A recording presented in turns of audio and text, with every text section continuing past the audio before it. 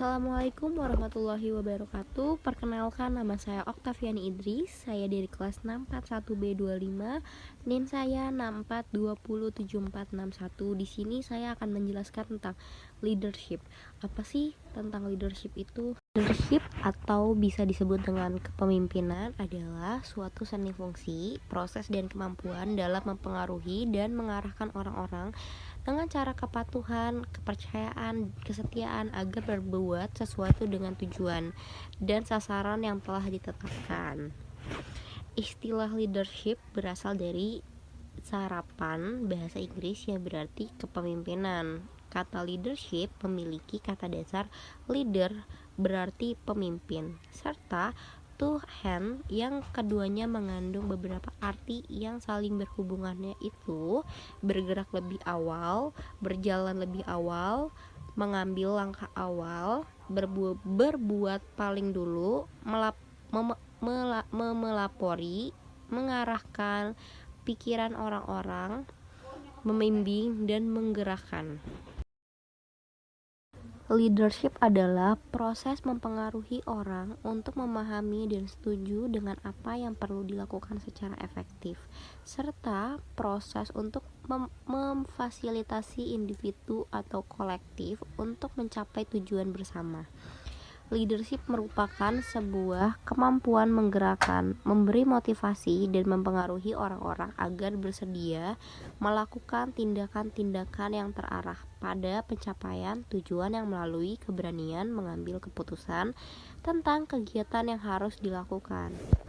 Leadership juga merupakan bagian dari fungsi-fungsi manajemen yang menduduki posisi strategis dalam sistem kerja dan tanggung jawab pada sebuah organisasi. Berhasil atau tidaknya suatu organisasi yang ditentukan oleh kepemimpinan yang memimpin organisasi, bahkan maju mundurnya suatu organisasi sering diidentikan dengan perilakunya kepemimpinan dan dari kepemimpinan.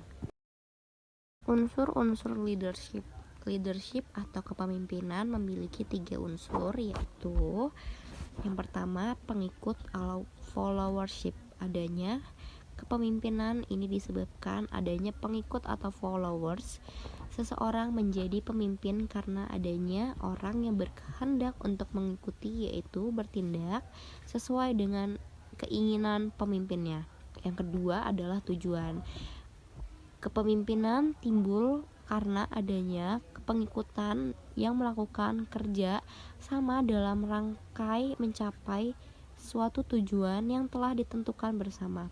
Dengan adanya tujuan tertentu, timbul kerjasama dan timbul pula pemimpin untuk mengaturnya. Yang ketiga, kegiatan mempengaruhi ini bahwa seseorang pemimpin adalah dalam mengaktivitas membimbing, mengontrol, dan mengarahkan tindakan orang untuk menuju suatu sasaran tertentu. Fungsi-fungsi leadership menurut Baharudin Umirso 2012 terdapat 5 fungsi pokok leadership atau kepemimpinan, yaitu yang pertama adalah fungsi indukatif. Pemimpin sebagai pengambil keputusan berfungsi memerintahkan pelaksanaan pada orang-orang yang dipimpin. Pemimpin sebagai komunikator merupakan pihak yang menentukan apa isi perintah, bagaimana cara mengajarkan perintah, kapan, waktu mulai melaksanakan dan melaporkan hasilnya, dan di mana tempat mengajarkan perintah agar keputusan dapat diwujudkan secara efektif.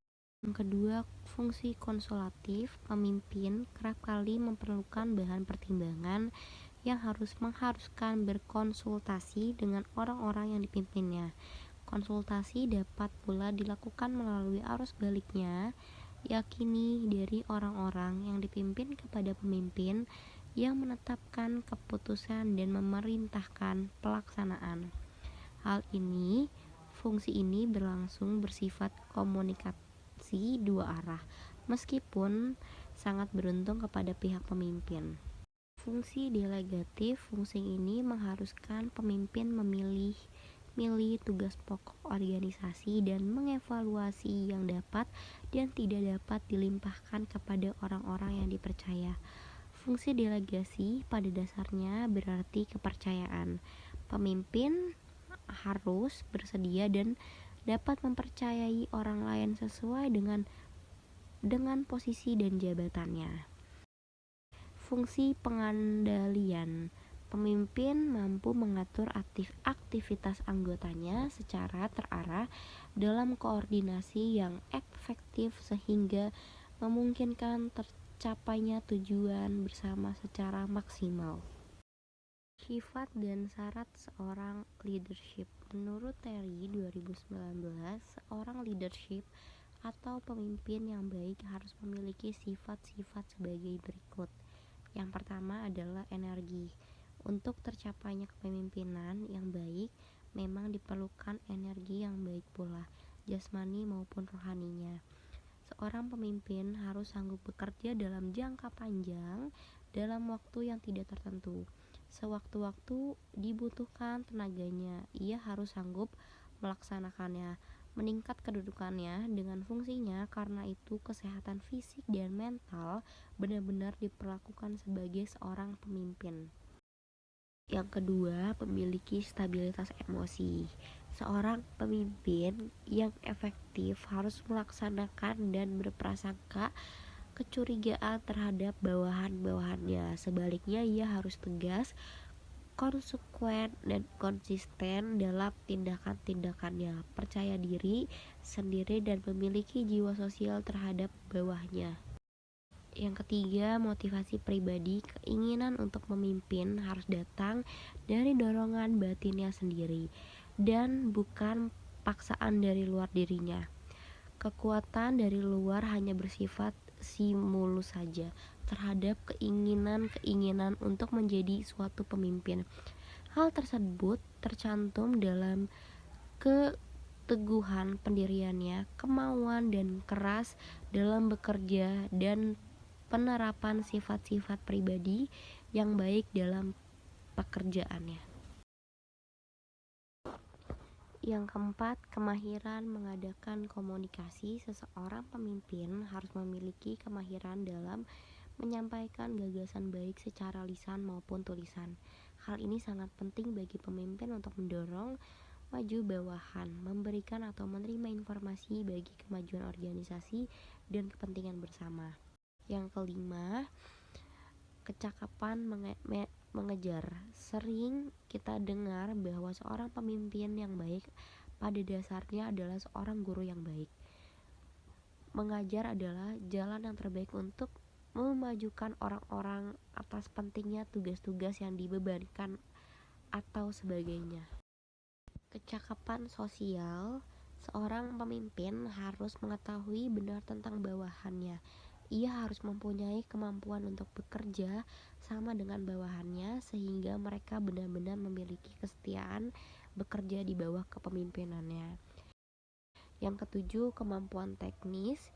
Meskipun dikatakan bahwa semakin tinggi tingkat kepemimpinan seorang, makin kurang yang diperlukan kepemimpinan teknis ini karena mengutamakan managerial skillnya, namun sebaiknya kemampuan teknis ini memerlukan juga karena dengan dimilikinya kemampuan teknis ini, seorang pemimpin agar lebih mudah dikoreksi bila terjadi suatu kesalahan pelaksanaan tugas. Sedangkan menurut Indra Fahri 2016, leadership hanya dapat dilaksanakan oleh seseorang pemimpin yang mempunyai fungsi, peran, dan tugas yang selaras dengan tujuan organisasi. Mungkin itu saja yang bisa saya sampaikan. Kurang lebihnya mohon maaf jika ada kata-kata yang salah. Terima kasih. Wassalamualaikum warahmatullahi wabarakatuh.